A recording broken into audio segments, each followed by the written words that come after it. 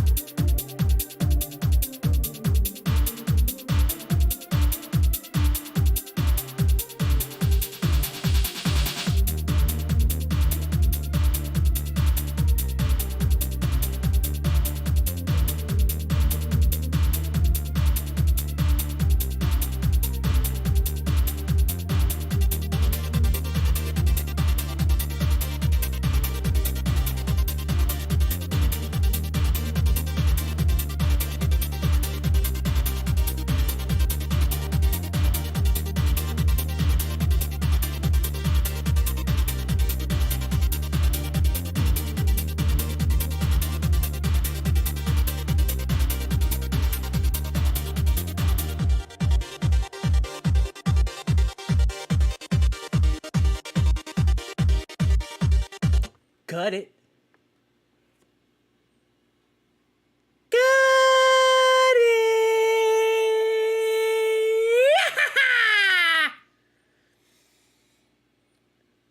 Con calma. Take it easy. A little bit like that. And some of this. Porque eso de verdad, to tell you the truth, that was light work.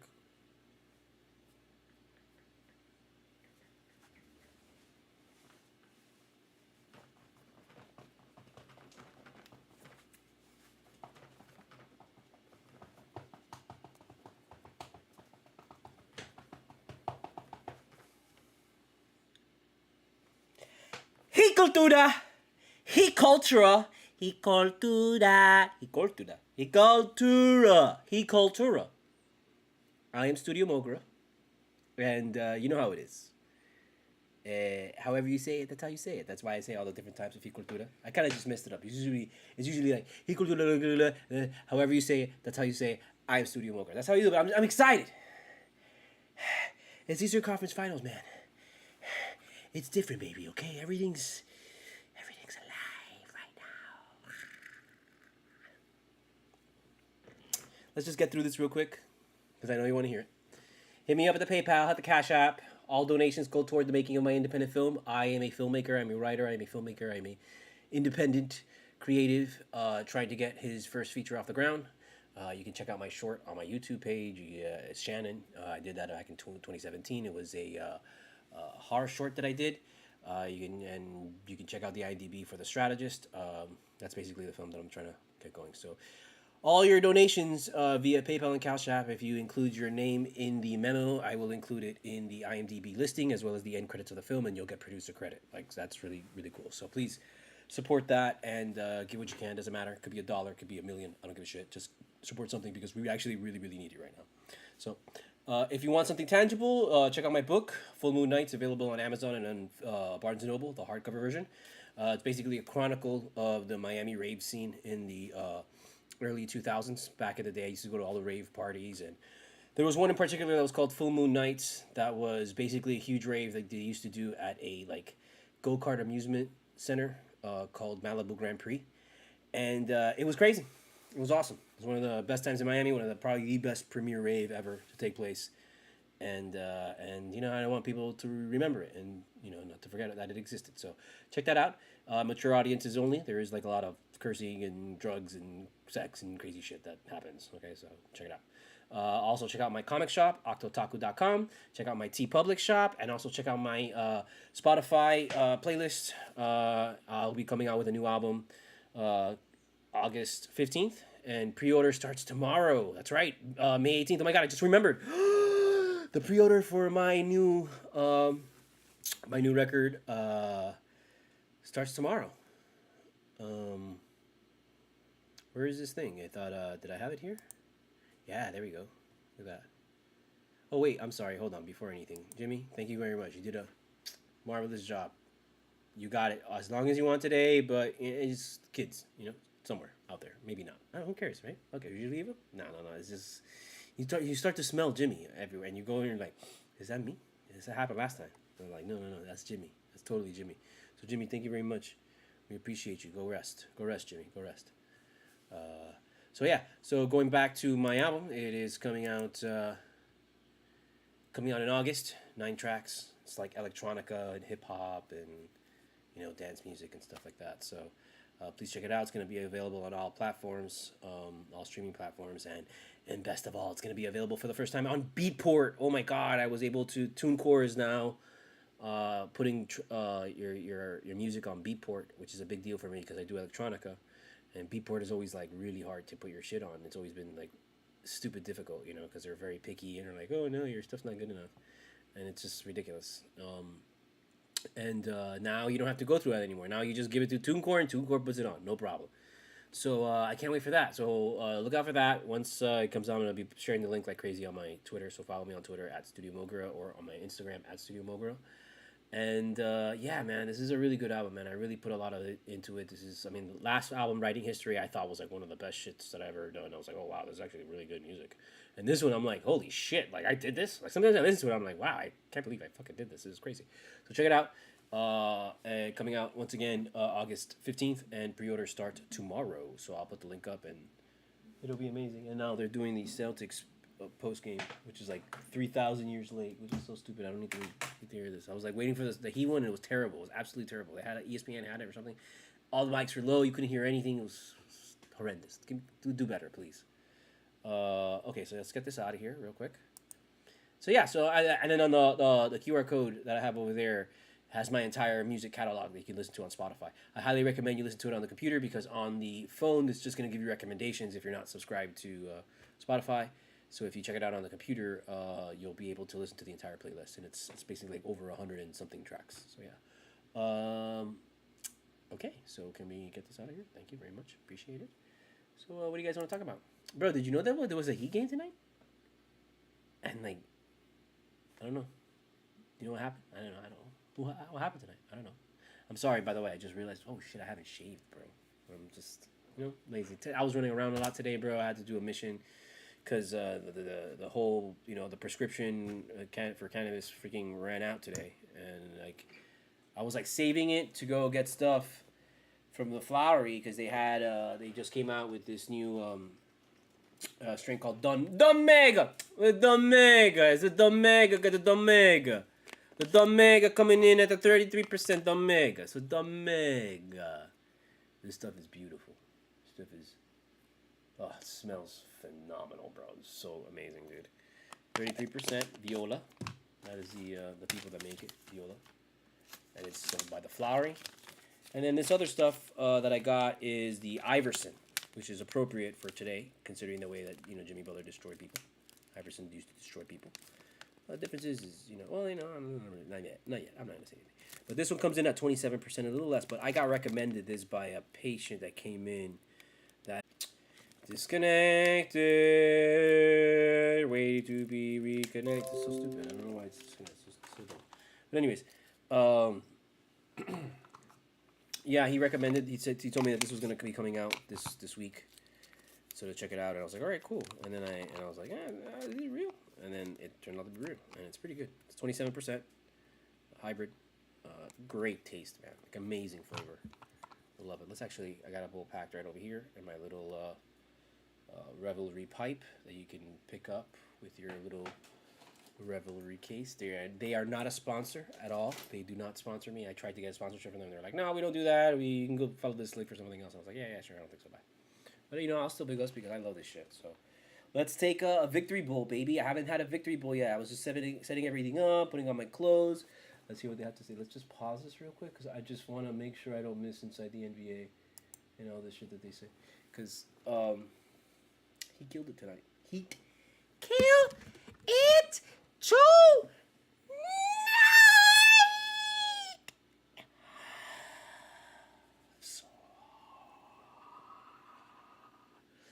Sorry, the power is still strong. That's why I gotta hit this, because I gotta bring the power down. Jimmy Butler's like that, like Neo and stuff.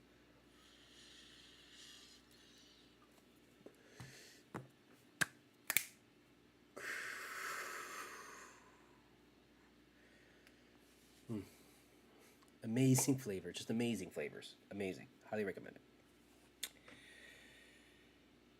I in the preview tweet that I did, I was really surprised that this game did not go into overtime. Personally, I was very surprised. By the way, I have no notes. This is all from the dome. No notes. I didn't have time to do notes because I was about to sit down and write something, but I was like, no way, let me just jump in.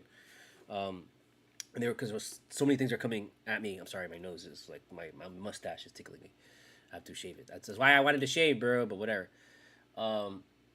I had no notes because it was coming at me too fast, and I was like, let me just get into it. I'd rather do that than waste time on notes. But I thought this game was gonna go into overtime. I was convinced. You know what? Everything kind of happened the way that I thought it was gonna go.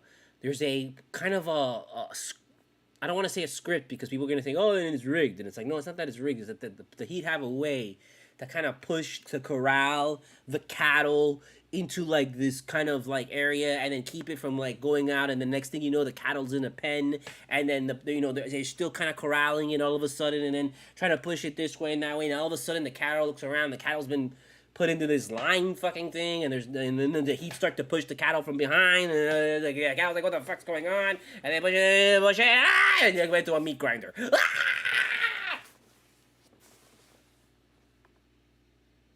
That is exactly what went down right now.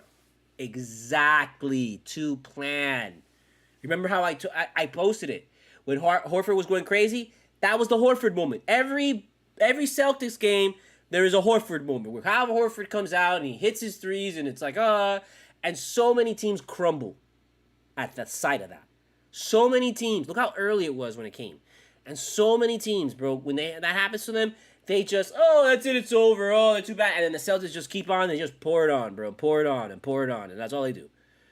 But the Heat did not, they weathered the storm like any other storm that the Celtics were bringing. The beginning of the game, of all the hype and stuff like that, the Heat just were right there. And then, Tatum answering early, right there. Jaylen Brown Jaylen Brown, there's no Oladipo to basically strip Jaylen Brown at every possession.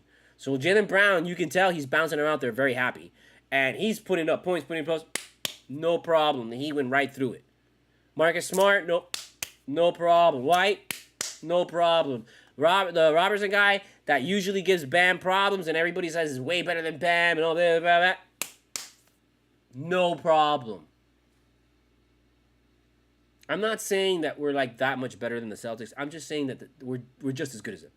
And when you're just as good as a team, it's like this, where one night you dominate them, another night they dominate you, another night it's close, the other night it's close, it's them, and just it's so back and forth. And this game encompassed their entire history, basically. Like they came in there, it was close, banging it. Celtics go up big, blah blah blah. Oh my God, they have the control. The Heat, no problem. Come back out, bam, they tie it up. Then from then on, it's back and forth and back and forth and back and forth. And usually when it's like that, it comes down to the last shot of the game. If you have watched Miami Heat, please do me a favor. Go back and check out my Heat Culturas. Don't even listen to all of them, man. Just listen to the Celtics one, which is the second game. The other ones that I've reposted, just check those out, man. The ones that I've done the shorts for. Just listen to them, bro. Just listen to them. You'll see. You'll see. This team will ride it out, bro. This team's gonna ride it out. I mean, I don't know. I was shocked because normally the team will go to overtime. So rarely does this team win by more than 4 points, 5 points. Very rarely, bro. Very rarely this season have we won by 5 points. Up 7 at the end like that, this is rare. This is rare territory. If the Heat are up 5 on you, bro, with a minute and 30, I mean, you're probably not going to win that game. I'm just telling you right now, dude, because we don't play like that. If we got a big lead with a minute and 30 left, bro, we are holding on to that lead. We blow when we're down or when it's close or something like that, but we rarely have the opportunity to have a big lead. So when we do, we protect it with our lives. Because we never have had this year. We only had maybe 5 or 6 games, maybe 7 of that we've had big leads and we've won it. Check the tape. I'm willing to put 7 games. No more than 7. Maybe no more than 10. No more than 10. Where we've won, and we've had blowouts, basically. And we're talking about blowout being more than 5 or 7 points. That's a blowout for the Heat. That's crazy. Blowout for any other team is 15 points, 20 points. For the Heat this year, a blowout was 7 points. We are carved out of wood.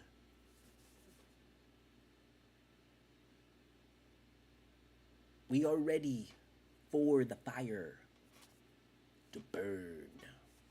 Not to burn up and that's it, we're done. But to contribute to the fire and make the fire rage. So it you take the metal that you're folding that is known as Jimmy Butler and putting it into the fire and taking it out, just dang, and then the hammer is Spo. No, Spo is the guy with holding the hammer. The hammer's Bam, dang, and Jimmy Butler, dang,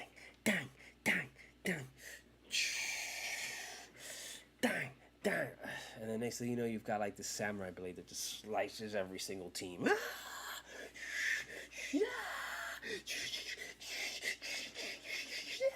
That's Spo. That's Spo doing it. Okay, like it's coming. I told you before, man. Spo has got 2 heads on the wall, and he would really like another one, especially one so young. Predators like them. Predators like them young like that, you know, because when you're young, like you're fit and you're tough and you're like, you're not an old guy that's like already been through the. I mean, these heads that he's had before, they're, Thibodeau and this other guy. It's he's had them before, and it's no big deal. He's familiar with his species, but this one is new. This one's fresh. I haven't seen this one around here. I'd like his spine on my wall, please.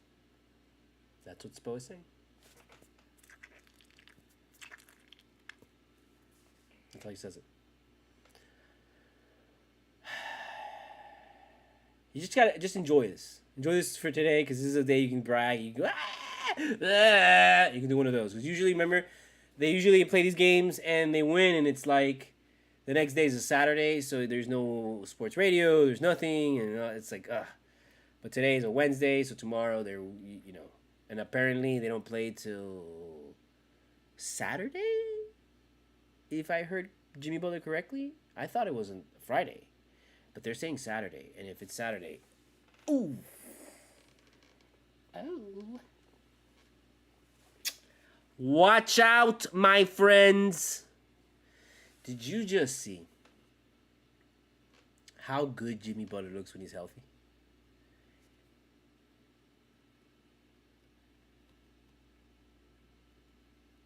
And he wasn't healthy.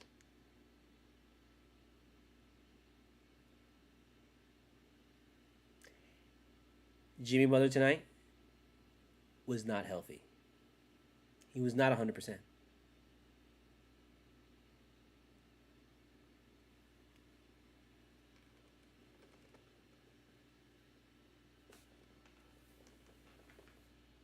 Gotta let it play out. Just let it play out. Just let it play out. Just sit down and enjoy the show. Whatever happens, happens. We are playing with house money, bro. We weren't supposed to be here, according to the experts. But now everybody's like, "Oh, Miami's a seasoned team, and they got this and then." Just like last year, bro. This is like deja vu, man. Don't you feel the deja vu? Can you not sense the Matrix? Don't you see the numbers and those symbols and the green and Neo? This is the Matrix. We're doing this all over again. We've been here before. But now we're self-aware. Now we know we could change it. We know we could take it. We know we belong here.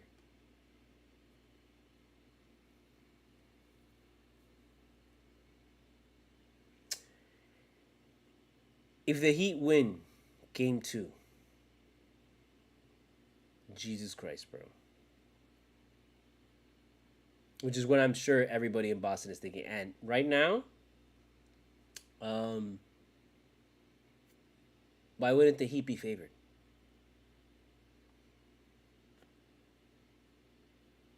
Tell me right now. Tell me right now why you think, after this performance, that the Heat wouldn't be favored. It's Boston, number 2 team. I'll still give you the records. I'll give you that. Here you go. You want that? You want some record? Here, go ahead. Take your number 2. Go ahead, take your number 2, and I'll stay with my number 8. Just fine. Because the record matters so much, right? So since you're so you need the record so bad, you need it so bad, go ahead. Keep your record. I'll stay at the 8th seed. Fine. Yeah, we're the 8th seed, okay? So yeah, sure, you're the number 2. Okay, so what else? You're at home. 12 and 11 at home. 11 and 12 at home. I meant 12 losses and 11 wins. So that's why I was saying it backwards. But 11 and 12 at home. After tonight, they were 11 and 11. Now they're 11 and 12. So I don't know where you're coming with that. What else you got? Jason Tatum? Who?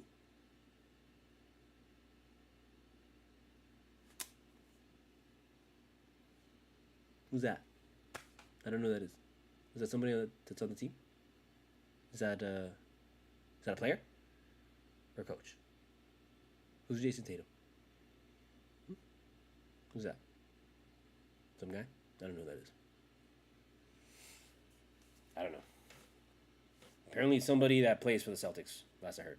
So, I don't know. I don't know what they mentioned his name a couple times, and it's just like, okay, well, whatever, bro. I mean, I don't know why they keep saying this guy's name. It's just like, there doesn't seem to be like someone like that on the team. I don't think he plays for the Celtics yet. Everyone was saying that he plays for the Celtics. So it's just really weird, like a collective like insanity that's going on right now, where everybody, like a collective delusion. You know, it's like a worldwide. Everyone in the United States is like just seeing this like this apparition that doesn't exist. It's really weird. It's wild, man. It's gonna go down in history as like, you know, a phenomenon, because it's like everyone's talking about this person called Jason Tatum, and it's like, I don't see nobody like that.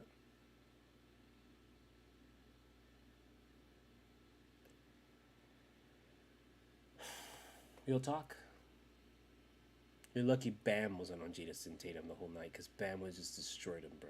And they just did that. They just did that on, you know, just to not be a dick. They didn't even play Highsmith, and Highsmith would have ate everybody.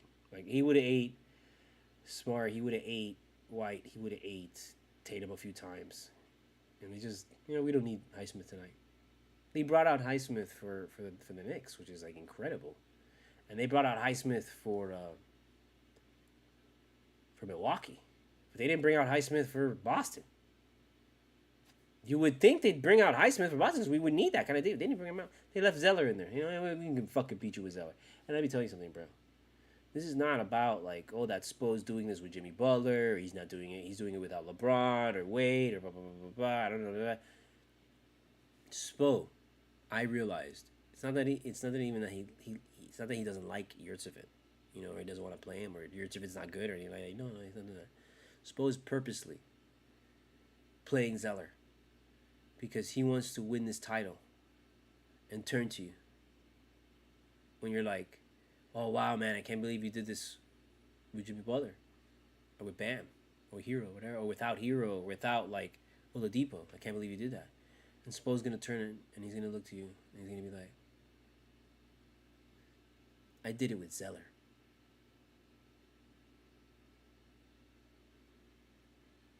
And then right there, you're just gonna be like, wow, this guy is a fucking champ.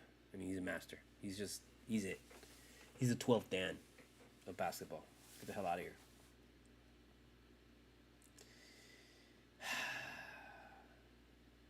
It was a classic Heat game. Classic. That's why I was like, this is light work, dude. This was light work. This felt so, like, chiseled. Like, we came in there. Okay, we set up the measurements. Okay, blah, blah, blah, blah, blah. We laid down the wood. Okay, put the cement, put the stuff. Okay, and then next thing you know, it's patio built. Right? Have a good day. And you're like, wow, man. Like, I didn't think it was going to take, like, just a day. I thought it was going to take, like, 2 or 3 days to build this thing. And then he were like, no, bro, it's good. We got this. You guys want to come back tomorrow? Okay, we'll come back. You know what? We'll come back just to, you know, tidy up. So, better be ready for that.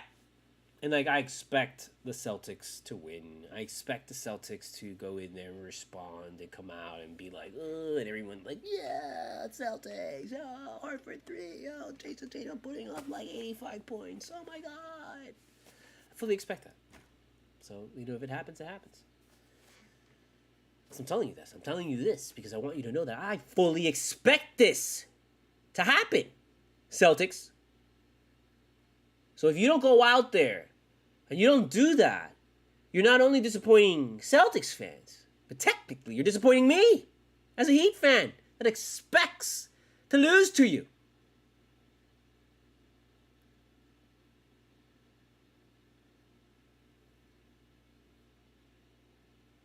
So, if you don't come through with my expectations, well then,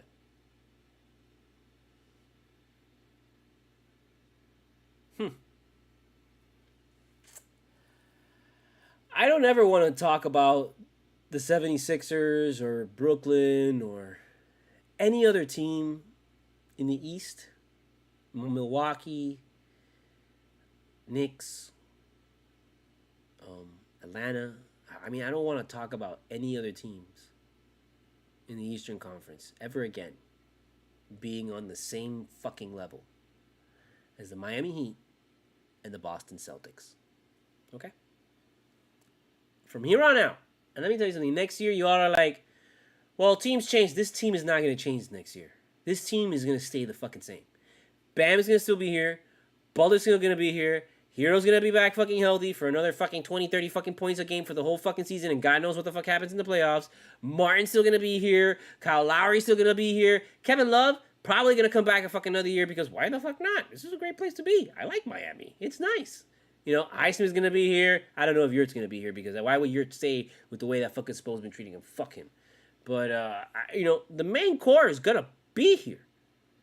Gabe Vince is going to be here. Everyone's going to stay here. I think Gabe Vince is going to be a free agent, but I would not be surprised they resign him. Why would he go anywhere? Another opportunity? Fuck that. This is the place to be, bro. The only opportunity is here. You go somewhere else and you're going to lose to the Heat. So if you can stay here, stay here. Stru's going to be here. Robinson, you think Robinson and his $80 million is going to go nowhere? They're not going anywhere. It's another fucking year, that asshole. This team is going to be here for a while. Boston has been here for a while. And as long as they have Jason Tatum, they're always going to be thought of like, oh, they're it. Because ESPN, everybody, media, everybody wants to crown Jason Tatum the prodigal son of the new NBA because LeBron is on his way out. You know, Kobe's not around anymore, so we need someone new. And, you know, Jason Tatum is it. No, we can't have Jimmy Butler because Jimmy Butler is kind of crazy. He's a little aggressive.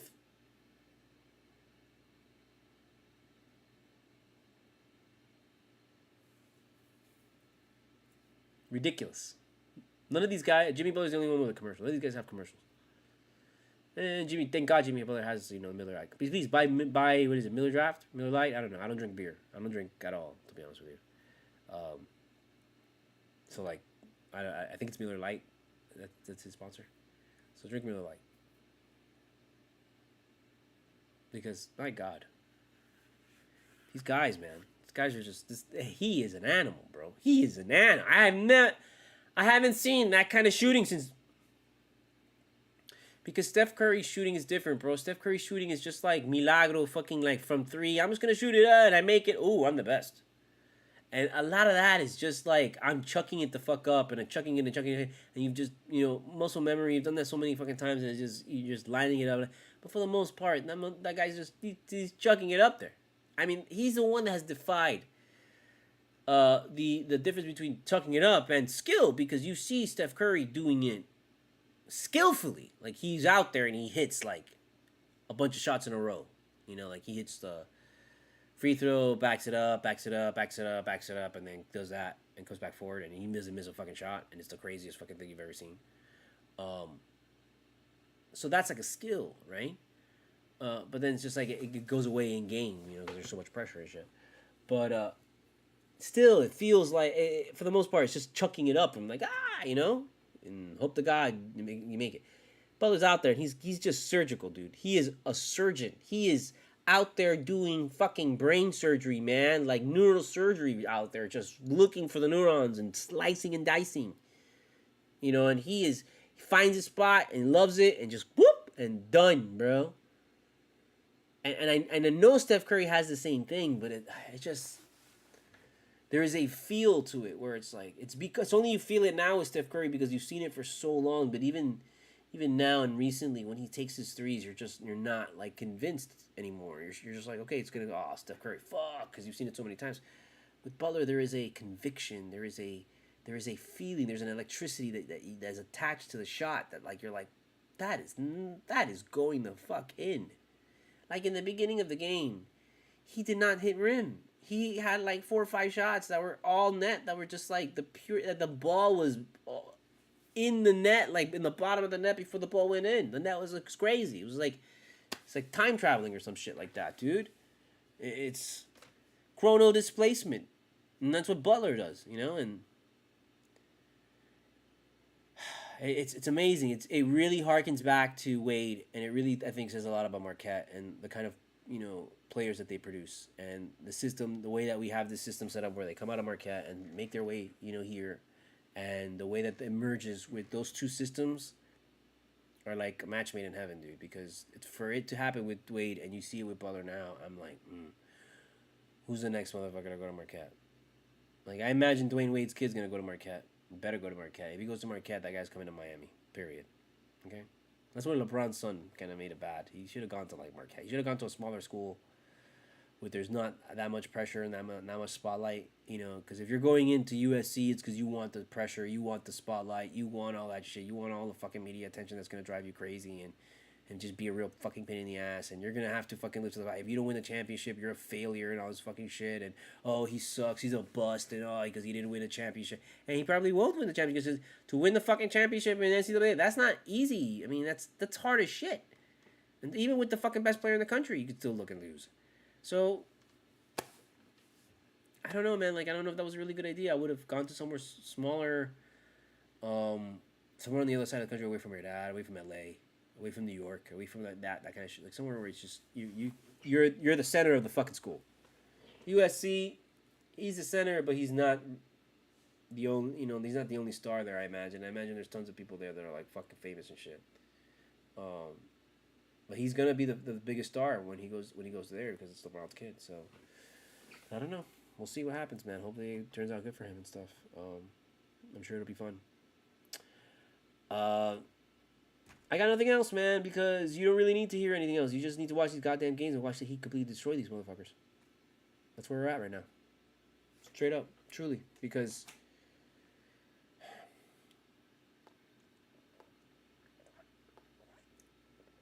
today felt like they were all... It was the Matrix. It felt like this was deja vu. It felt like it was like you blinked yesterday and it was the fucking... You were watching the Eastern Conference Final and Jimmy missed a shot yesterday. That was yesterday. That wasn't a year ago. I was keeled over with the fucking hernia, bro. Like, go listen to the fucking CULTURA, man, and... Dude, like, it's just amazing how we made it back here in a blink of an eye. Like, boop, and we're back. And we're back, and we have an opportunity to fix it. We can fix everything and bring everyone back. We can get the Infinity Stones again. We can snap everyone back. This is our chance. This is our multiverse. It is. This is not like the same life. This is just a different universe, you know? This is just... You blinked and you woke up one day and like what happened before to us was not our own lives. That was another person. That was another time. That was... literally the skin that person was, it no longer exists. And it's like, if you shed this layer of skin, are you the same person? Is that, or what happened to that layer of skin? Isn't that you? You exist here. Like, where's that being that was back then? That was a year ago. That person doesn't exist anymore. That's another life, another time, another world. In this world, we fix it. In this timeline, we fix it. And that's what we're going to do. We're going to go out there and we're going to change it. And we're going to fix it.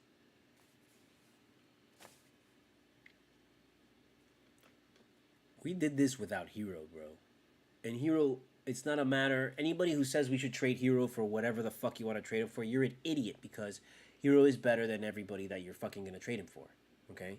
So why are you going to trade an incredible asset that you have signed here for a really long time that puts up 20 to 30 fucking points a game and gets you through the regular season?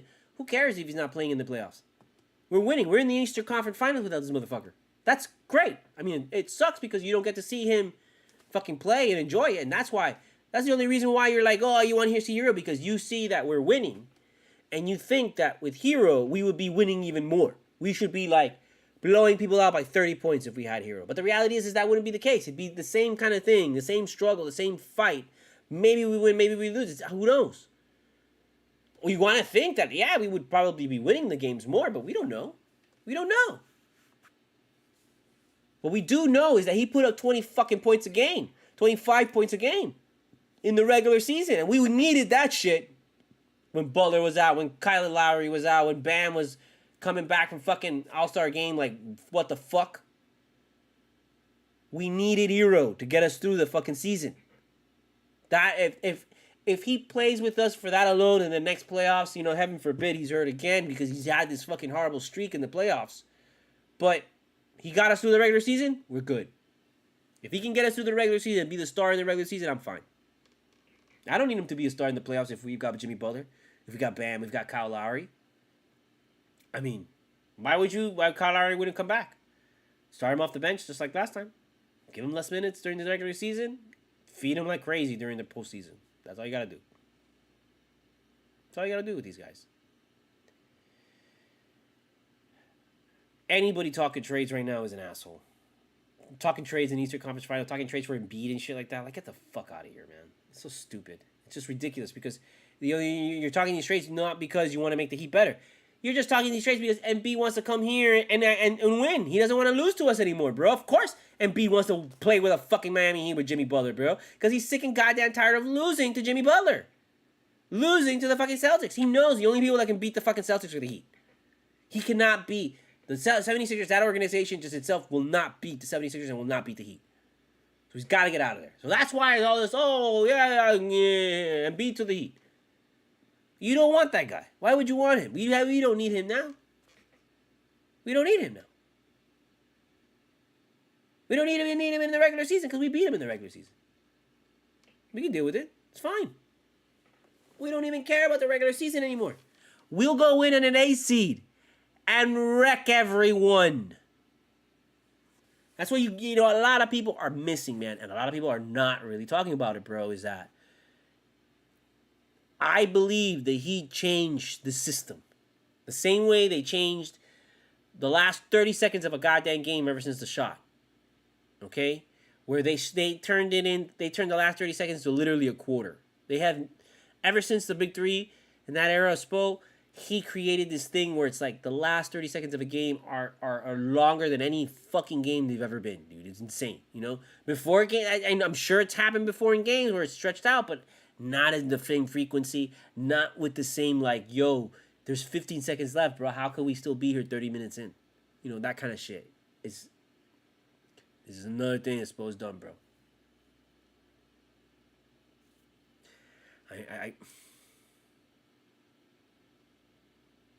I just don't understand. I don't know. Sorry.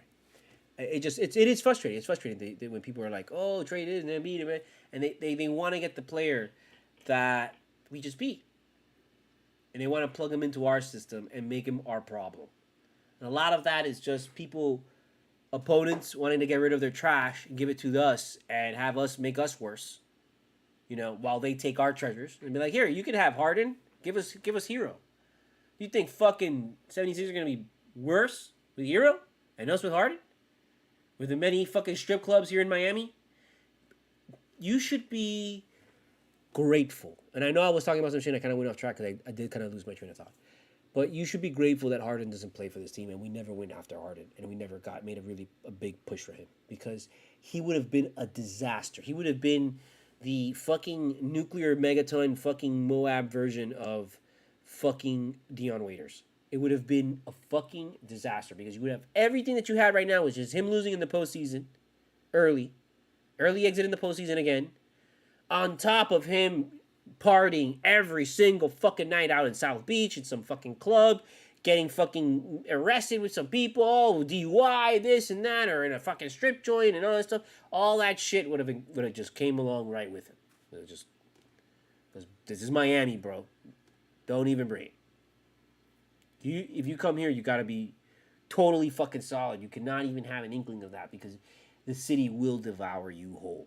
It will destroy you. Butler works really well here because he's literally putting up a fucking coffee shop. Butler is literally he's becoming a fucking conglomerate. Like, that guy is gonna become Starbucks. He's like, right now it's small because it's just him and doing pop-up shops but if you really follow that, you see that he's building he's building like a huge thing. And it's like a boutique coffee that's gonna only target like the richest people, dude. So, dude, he's gonna make so much money from coffee. coffee. Do you ever see? I mean, you see Jimmy Butler drinking a beer in the commercial, drinking a beer probably after the game. You know, and you don't see Jimmy Butler like really out partying in South Beach or, you know, like in Club Live or at a strip joint. You don't see that shit, bro. You don't. Jimmy Butler is super DL, bro. You only see Jimmy Butler promoting the fucking coffee and like in his chancletas at the fucking arena. That's it. Not Harden. Harden, gone. Lucky we didn't get Kevin Durant. Don't even bring me Kevin Durant as one of the best players. Garbage. He's not garbage. But he's garbage for us because we don't need that. We don't need that. He wouldn't even really, really well here because he wouldn't apply himself as like you need to apply yourself. Like he would get cut here. And it would be shocking. It would be more shocking that like, holy shit, the Heat cut him? And it's like, yeah, because he's just not cutting it, dude. He just can't keep up. And oh my God, can you imagine him and Jimmy Butler, like, if he plays soft on Jimmy Butler during a practice or some shit like that? Where Jimmy Butler does not play anymore, dude. Like, he looks completely different. He has a different aura about him. Like, you could see the energy around him. You could see him, like, just wrestle momentum like a fucking, you know, like an animal, like a pig or some shit. He just wrestles to the ground and breaks its fucking neck, and it's crazy. It's not even, I don't know, because I know like Jason Tatum's great and he puts up the 51 points and, you know, and he has these moments where he just shoots and he's just amazing, but it's, for Jimmy, it's not like seamless like that. It's like, it is a struggle, and it's just like, it's grinding. It's a grinding work that you're like, oh my God, this guy's like the fucking Terminator. And like, this guy said it like before, where we're like Michael Myers, you know, and it's just so funny because I do the hero meme of heroine, which is like heroes looking like fucking Michael Myers and shit. So I thought that was funny, but this team is kind of like that, bro. This team is like an unstoppable force, bro. That is just like the fucking Terminator or some shit like that, you know.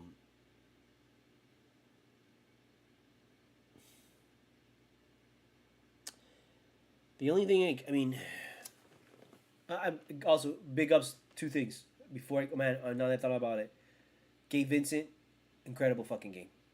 He had a couple like moments, but for him, for what he does, for what his job is, for what he's supposed to do, incredible fucking game. Because at the very end, you were like, Gabe, you gotta fucking hit this, and boom, he hits it.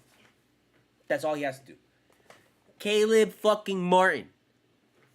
When the aliens fucking land and they give us the opportunity to choose someone who isn't Hero, who isn't Kyle Lowry, who isn't Jimmy Butler, choose someone.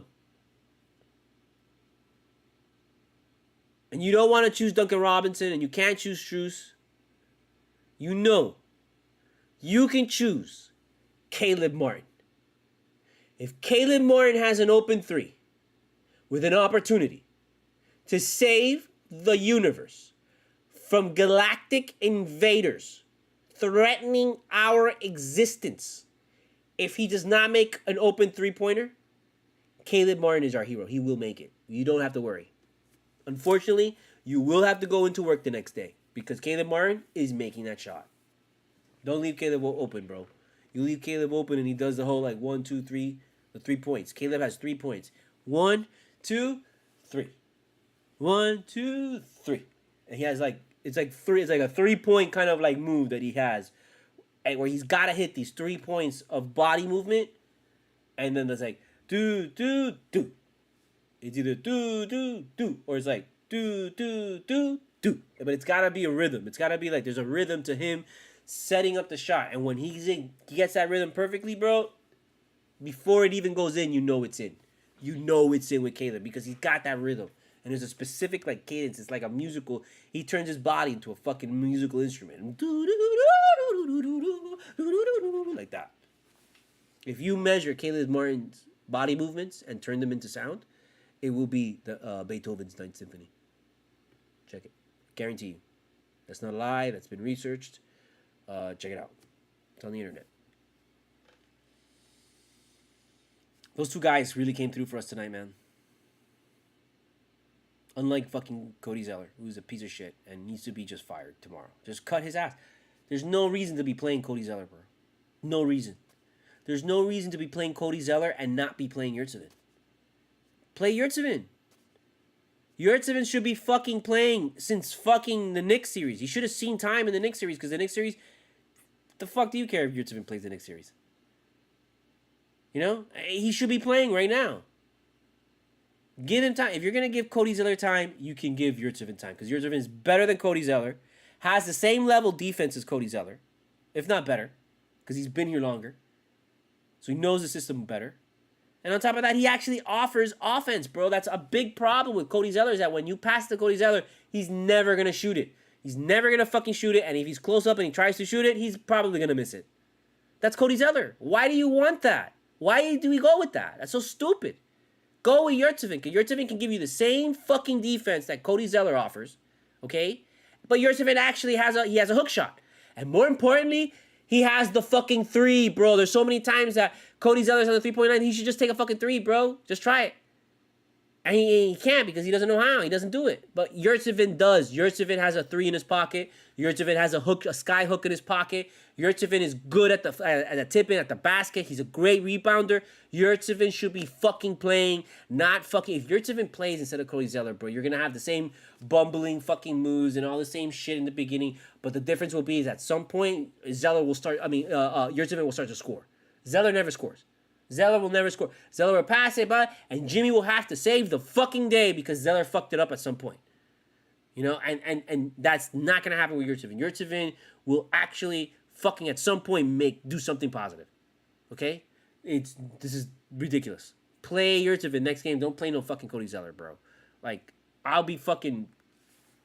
I'm already pissed because he should have been playing already a long ass fucking time. Should have never fucking like gave Zeller Yurtseven's minutes. Never. And Yurtseven comes back after his injury, after rehabbing the ankle for so fucking long, and he's ready to go. And what do? You get rid of fucking Dedmon to bring in Zeller to shit the fucking... Dedmon was better than Zeller. Dedmon was better than Zeller, bro.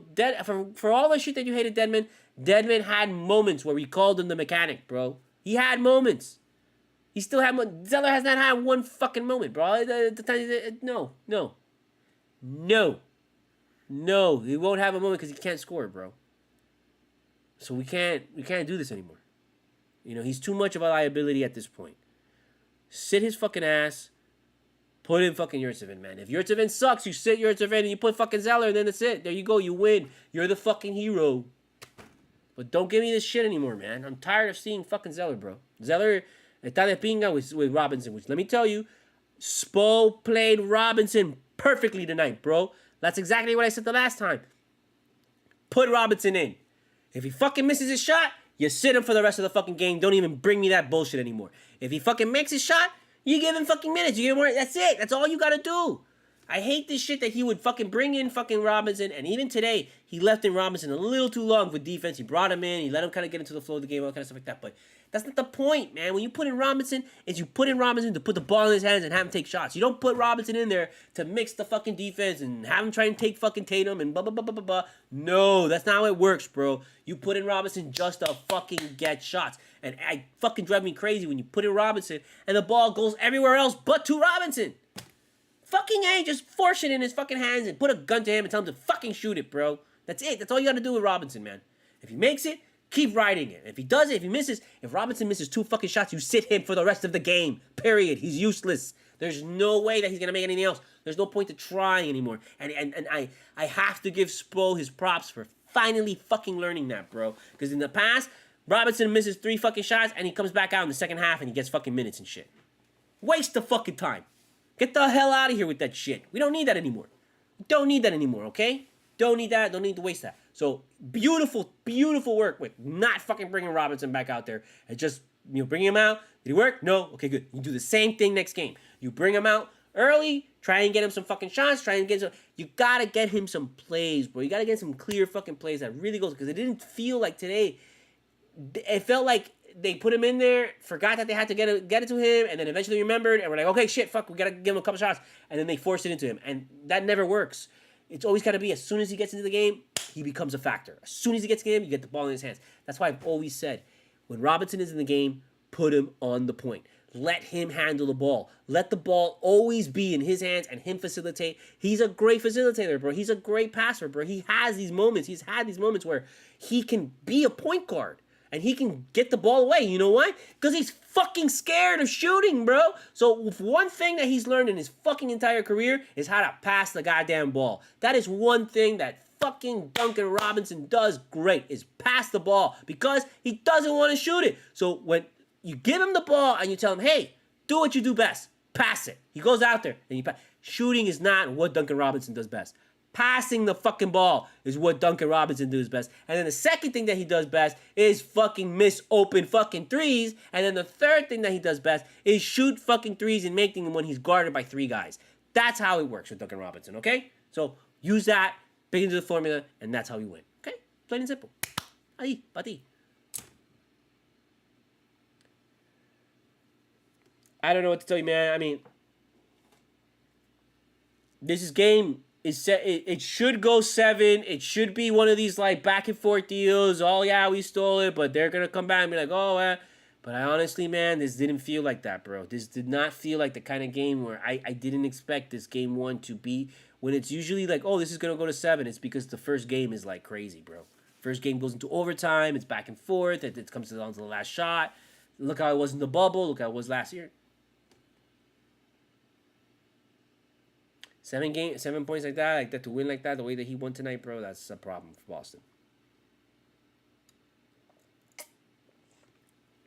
Because with every day off, Jimmy gets healthy. I guarantee you he's coming in the next game 100%. And the shots he missed tonight, he's making them next game. Okay? So I fully expect Jason Tatum to go out there and put up 45. Jason Tatum to win this fucking game and beat the Heat, he's going to have to put up, not only is he going to have to put up 45 plus, but someone else is going to have to fucking put up probably 35 plus, maybe close to 40 plus también. He's going to have 2 people putting up fucking 40 points if they're going to fucking beat the Heat, honestly. With the way that with the way that they perform this time around, and just knowing Jimmy's going to come back more healthy. Everybody's going to come back more healthy. Because let me tell you, bro, the Heat are beat up. The Heat are not healthy. The Heat maybe not have anybody in they're good, but they just had really 2 hard series, bro, where people got hurt in both series. So everyone's hurting. So these days off that they had just now, beautiful. If they got 2 games off, man, and we don't have another game until Saturday, bro, and it's not Friday, dude, let me tell you, look at the Heat's record when they have 2 days off. Look at the Heat's record when they have 2 days off. I know that was a big deal. I remember hearing about that last year. Look at the Heat's record when they have 2 days off. If it's bad, my bad. But I don't think it's bad. I think they have a pretty decent record when they have more than like 1 day off. They have a pretty decent record. So, and then the pressure's going to be all on Boston, man. And then honestly, bro, the Heat are going to just take their punches. They're probably going to be down 20 first fucking quarter next game. For sure. Some shit like that. You saw LeBron was down like almost fucking 25-30 last game, and they almost came back. The 3 is the equalizer. The game is not the same anymore. It is completely changed. It is a completely different NBA. The NBA is not the NBA of yesteryear. The NBA is not the NBA of the 90s. It's not even the NBA of the 2000s. This NBA is completely different. It's completely fucking different. And it really wasn't Steph Curry that changed it. It was really the Heat, man. The 3-point shot that Ray Allen made at the very end to stretch out that game. Like, people at that point realized, wow, look at how fucking important the 3-pointer is. That was like it's crazy. And you've seen the 3-pointer so many times win games. And you've seen the 3-pointer come in and win for the fucking Spurs so many times, bro. It's one for everybody. It's not something new. But for some reason, that shot really resonated in people and stayed in people's heads. And ever since that shot, I mean, like, people saw that shot and wanted to be that. Wanted to have that shot, that same Ray Allen shot. And I guarantee you Steph Curry saw that fucking shot and he was like, that's what I want to do. That's what I want to do. And then he went out there and started shooting threes. And more than he probably already was. So, right now, I really do think that, man, because that was an incredible era of basketball that was to really flip the script of basketball, really put a wall between previous basketball and this type of basketball, this basketball of this new millennium and shit, because back then you didn't have that many. You had stars that grew, people that grew into stars, but you didn't like really. 3 stars didn't come together like that. I mean, not like that. The hype and everything, it's different. I mean, they're fucking comparing them to the goddamn Beatles, bro. Get the fuck out of here. What other team was like that? I mean, Showtime Lakers, sure, but Showtime Lakers is probably the closest because they had Kareem and they had these people, but still, it was always like, it was like built. I don't want to say that it was built because, you know, we were built too with Dwayne and stuff like that, and they drafted Kobe. So maybe it's the closest, but they always just had the 2 pair of people. It was always 2 pairs, never the 3. And so this one was like a 3. And as much as people want to doubt Bosh and ding Bosh, you only fucking shit on Bosh because you know you can't shit on fucking LeBron and you can't shit on Wade. So who you have to shit on? Oh, we're going to shit on Bosh and we're going to call him gay. We're going to call him a dinosaur. And we're going to say he's all this stuff and blah because we can't talk shit about LeBron. But the reality is Bosh is not only a brilliant genius, a brilliant, like, just mind of himself, like a brilliant mind. He's an awesome person, awesome guy, funny as hell, like super cool. Fucking guy, you know, is Heimdall in Marvel animation. Get the hell out of here. That guy's amazing. So don't even bring it. When you shit on Bosh, you actually make yourself look stupid because Bosh is such a really cool, awesome person, dude. And he didn't deserve what happened to him. You know, and we all know that if he hadn't gotten sick, that he would probably bid in another finals for sure. You can tell me with those teams that we were fighting with something. Deion Waiters next to fucking Bosh, we wouldn't have had fucking Whiteside out there, bro. Get the fuck out of here. Whiteside would have been backing up Bosh and probably been way better. It's another timeline. It's a multiverse. Oh man, you know. I don't know what the fuck you're talking about, but I love Quantumania. I thought Quantumania was great. Quantumania is a very fun film. Very, very, you know, typical Marvel. Just give me some popcorn. Let's sit down. Let's watch it. Let's have a good time. You know, you love Paul Rudd. You love all those people. Everybody that was in it was great. Everybody and it acted awesome. You know, the story was funny. It had its funny moments. It had its great action moments. You know, when they go big, it's fucking awesome. You know, like, you're just gonna fucking rank on them because of MODOK, and you know, I do have to admit, I think they should have used more. I don't know how they would have done prosthetics or like a kind of a more physical looking character or something. I don't know how they would have done it. And it would have probably cost a fuck ton more and been a real fucking pain in the ass than just making him digital. Which is what probably in the end, that's what they ended up doing. And that's why it looks the way that it looks, is because they probably spent so much time trying to get MODOK right. And they just couldn't. And they were like, you know what, just fuck it and just run with it. And it's going to look stupid. And, you know, that's the whole joke, is that it looks stupid. And we'll run with it. I'm like, okay, whatever, fine. And you saw it. We're kind of like, wow, this is ridiculous. You know, like you asked for MODOK and they gave you MODOK exactly the way that MODOK is in the fucking comic, and you're like, oh, I don't want this anymore. Well, you wanted it. You want that shit. That's what I love about fans, is that like fans are like, give us this, make it super accurate to the comic. It has to be exactly, and when they do that, it's like, oh, this is stupid. And then that's exactly why they don't do that. And it's just. And it's just beautiful because the reason why Marvel works so well right now is because they have built a lot of collateral. Marvel gave you baby sips and like little bits of craziness, and this, we're gonna go a little bit further. We're gonna go a little bit further. We're gonna go a little bit further. They set you up for a fucking decade, all the way up into Endgame, to understand that in this world there's talking raccoons, there's guys that go giant, there's portals, there's this, there's magic, there's people and this and blah blah blah, flying people, girl powers and this and all this shit like that. There's all this craziness, and it's just like ah. And now they're trying to take you even further. And you're like, I don't want this. Give me something else. Just give me Secret Wars. Oh, I just want to see people. And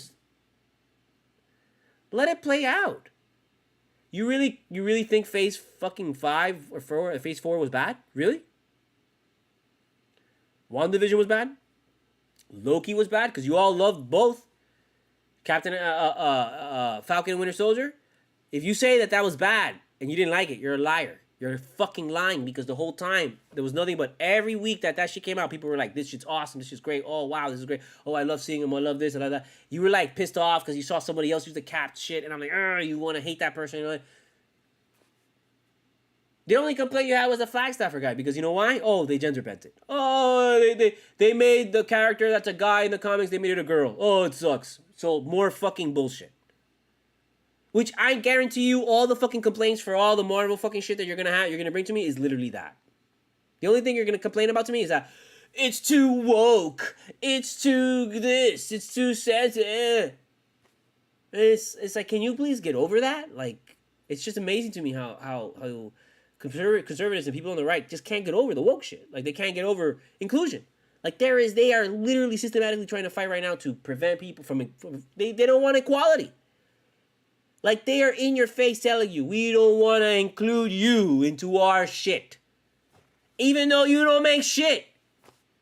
Like, do you think conservatives are out here making Marvel movies? Do you think conservatives are making any Hollywood movies that are good?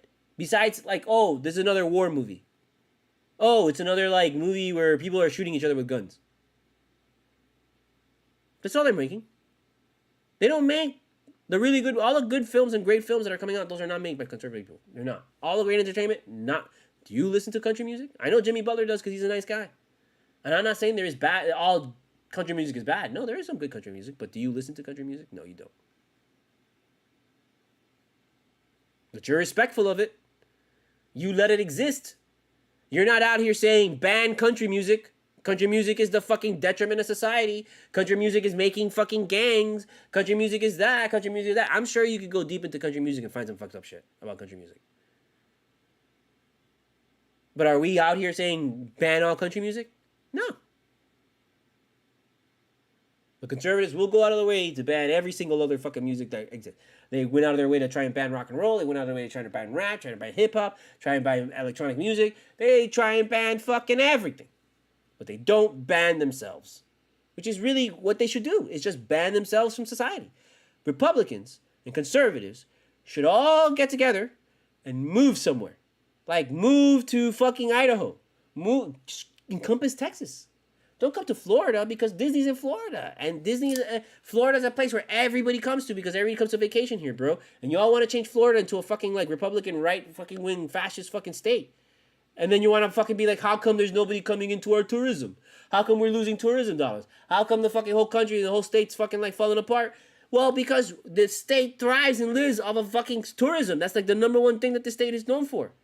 And you're destroying it.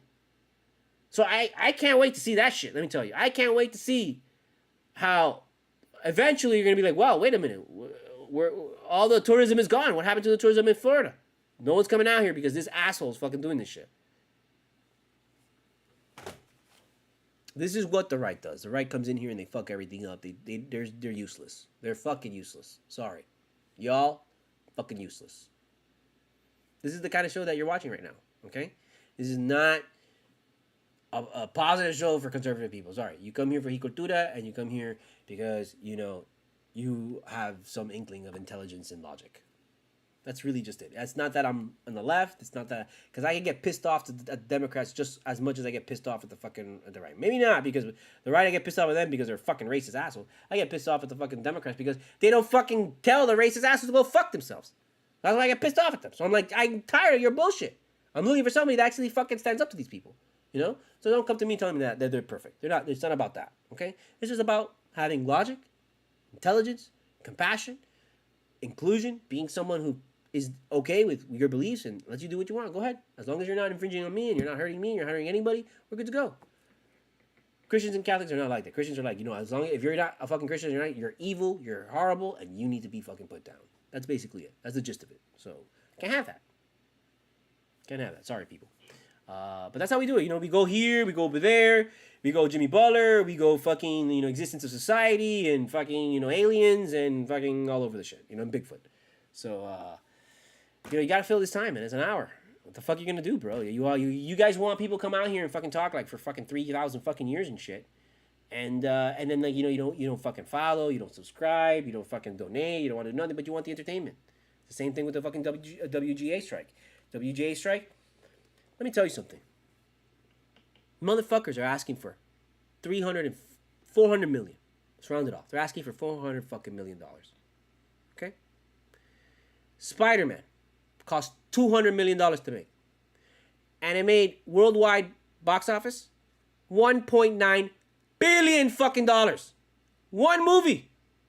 And these motherfuckers are asking for 400, the equivalent of the budget of 2 Spider-Mans. 2 Spider-Man films. Okay? $1.9 billion. That's like Spider-Man for the next 20 years, bro. It takes 2 years to make a goddamn Spider-Man film.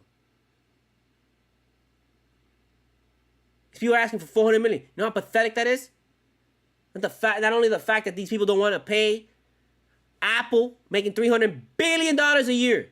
Amazon making $500 billion a year. Half a trillion, bro. Amazon brings in half a fucking trillion, dude. Amazon could pay the entire $400 million and make it back by the end of the day. I literally just got an Amazon package. And I got it, and I'm like, bro, I needed something else, and you know what? I think I'm going to end up fucking paying for Prime, because I get free shipping. They can make that shit back in 24 hours. And this shit could be over. You could fucking give them $400 million and give them a tip of another $400 million and blinking it, and it's like nothing ever happened. They are not paying them simply because they don't want you. And they are just hoarding and being greedy. There is no reason why they cannot afford to pay these people 10%. In reality, they should pay 25 fucking percent. 30 billion, they bring in 30 billion annually. It should be 25% of that. It should be $7 fucking billion. $7.5 billion fucking dollars is what the WGA should be asking for. 7.5 billion of the total revenue is what they should be asking for. And they're only asking for 400 million. They should strike forever. Fuck it. Like, destroy Hollywood. Because right now it's like, oh, you think you're fine because you're living off of shit that's already been made. And you're like, oh, everything's great. But it's going to get a point, bro. It's ridiculous that they just didn't fucking, oh, 300 million? Yeah, sure, here you go. Here's the check. Fuck it. I'll pay for it and they get me back later. That's why shit's so fucked up, because there's people in this planet that can do that. And then they take the money and they buy a $400 million yacht. The yacht that Jeff Bezos fucks that chick on is $400 million. It's more than what the fucking WGA has. The WGA is asking for 343, 346, something like that. Not even rounded off is $400 fucking million. And the yacht that the boat this motherfucker uses once a year is $400 million. The guy just sits there and probably has crazy orgies, prostitutes all over. You know, the poor people that have to work there and fucking clean up after him and shit. $400 million. I'm sure they get paid good, right? Because the Amazon people get paid good. How much do you expect to get paid to clean up that guy's jizz? Huh? And all the fucking shit that they leave behind. After they fucking have an orgy party, like, you gotta go in there and you gotta clean that shit. And then you have a non-disclosure agreement, like, you can't say shit about it.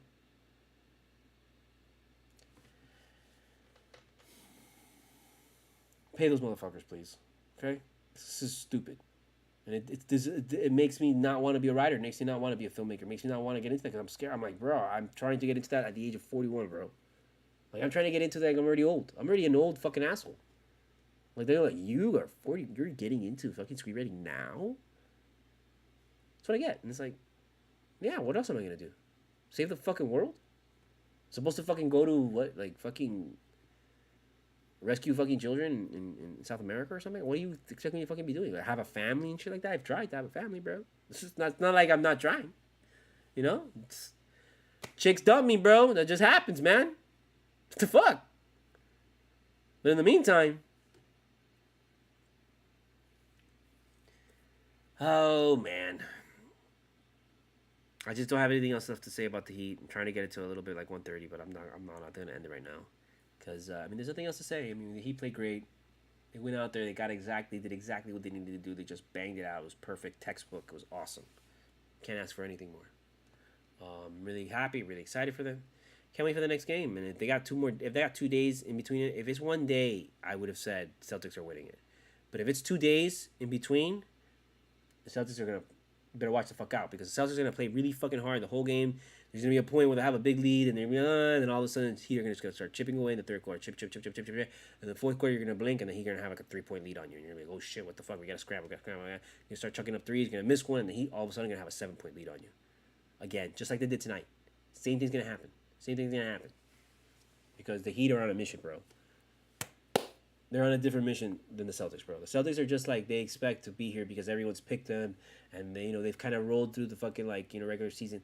The Heat kind of realized, I'm telling you, man, they realized early on they don't need the first seed. They don't need any of this. They just need to make the playoffs because they had the confidence that they could beat anybody. If they would have faced the Celtics in the first round, they would have beat them, and they'd be facing Milwaukee right now. Okay, that's just the difference. Really it is. That's the way that the Heat are looking at it. It's like, doesn't matter who we play. We'll beat anybody in the Eastern Conference, bro. Doesn't matter if they have home court advantage. We'll beat you. That's how this team is fucking playing. And when you're playing like that, dude, you are insanely dangerous, bro. And you are just unstoppable, dude. You are a force to be reckoned with. And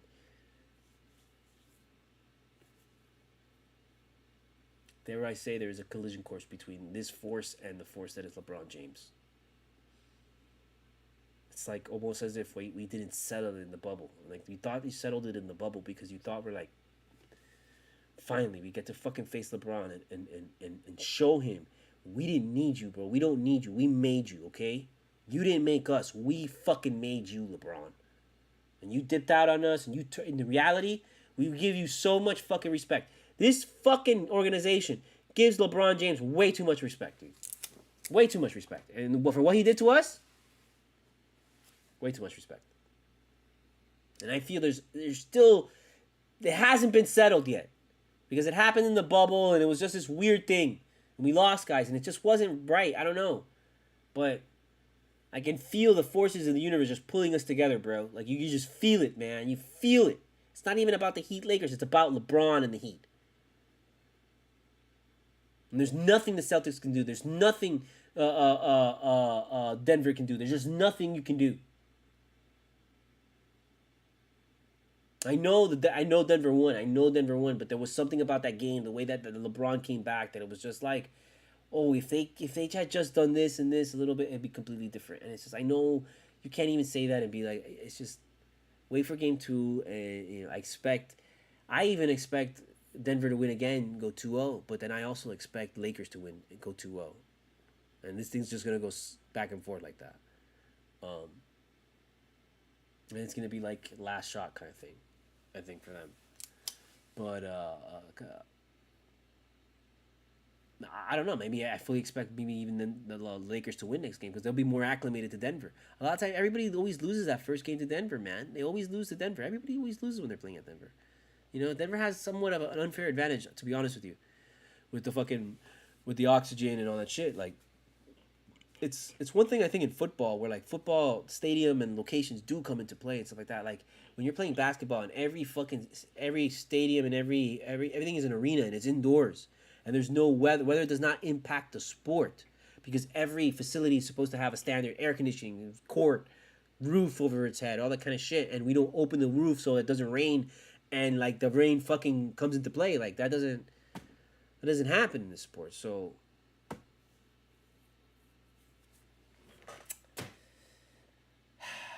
See, I just keep going. I'm sorry. I should go because I'm just gonna keep rambling, right? You don't want me to ramble anymore. We don't need it. We're good. We're good tonight. Estamos bien. We're gonna come at you. Still got a lot of work to do, bro. Cause this isn't even like the real challenge. This is just a step, bro. We're still trying to make it to the end, bro. And the end is really where the battle's going to be. That's why I fully expect the Lakers to come back and I can see it. Our road leads out to the west.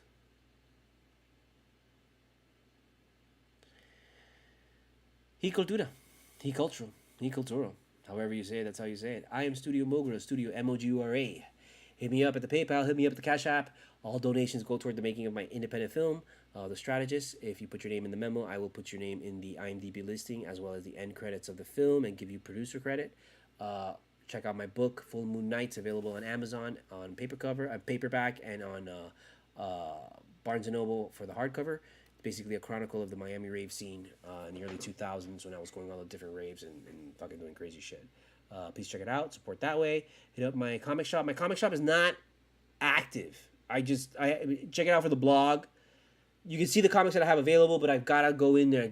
I say this all the time, and It's just every time I have a moment that I'm like, oh shit, I can work on the comic shop. I'm like, I'd rather work on something else, and I start working on something else. You know, because comics is just so intensive and so fucking tedious, and it's like, I don't have the space for it right now, and I don't know what I'm gonna do. And I've got like a bunch of boxes. I gotta read shit, dude. So, we'll figure it out. Check out my last QR code, which is my link to my playlist for all my original tracks and albums on Spotify. New album coming out August 15th. Pre-order starts today. It's 12:42 a.m. The pre-order is available right now. You can pre-order my album, The Reflection Blinds You from Seeing the Truth. 9 tracks. Maybe not. There's a secret song. I don't know. You have to see. You have to buy it and find out. Pre-order it. You pre-order it. I think you get access to like 3 songs or some shit like that. That was really confusing the way they had it. There's like these tracks that you can immediately get. But yeah, man. Please support that and any support that you do. And all that money is not gonna go into me buying weed or strip joint. All that's going to the film. Please, if you don't want to donate Cash App and you don't want to donate PayPal, just hit me. Buy my book, buy a T-shirt, or listen to the music, or buy the album. And you're gonna support me a lot right that way. And I really do need it, and I really do appreciate it. Okay, so yeah, man, check out that link, bro. This Bandcamp shit's gonna go away, and maybe I'll just put. No, I'll keep the Bandcamp, and then I'll put the link to wherever the fuck. I don't know how. I wish I could do the link, but I guess I'm gonna have to put another QR code right over here for the album. For the album. So, yeah, man. You know, freak out just a little bit. Don't freak out, but just freak out.